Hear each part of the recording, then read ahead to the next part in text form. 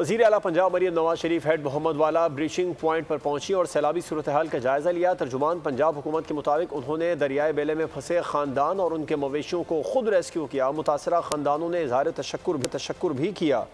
इसके अलावा वज़ीर आला ने थर्मल इमेजिंग ड्रोन से मुतासरीन की निशानदही का मुशाहिदा किया और PDMA को मज़ीद डिज़ास्टर वैन फराहम करने की हिदायत की।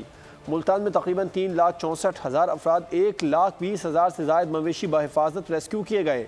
कैंप्स में मुतासरीन को खाना, तिब्बी सहूलत और बच्चों की ज़रूरियात फराहम की जा रही हैं और जरासीम और मच्छर मार अद्वियात का स्प्रे भी जारी है। मरीम नवाज ने इस मौके पर बच्चों में तोहफ़े और टॉफ़ियाँ भी तकसीम की। मैम हम सबूत पैशन जी बिल्कुल है। को आप साथ बताते रहते हैं, टैब पे मोबाइल पे देख सकती हैं, हम आपको देख सकते हैं रियल टाइम पे। जी मैम, तो फिर आप सारे जो फ्लड डिस्ट्रिक्ट्स हैं, ये उस सब डिस्ट्रिक्ट्स में ये मैकेनिज्म लेके आए। अज़मा और मरियम आप जरा देखिए, बहुत जबरदस्त सिस्टम। दूसरे वाला ऑन करें। आजो ठीक हो, सारे बच के आ गए हो।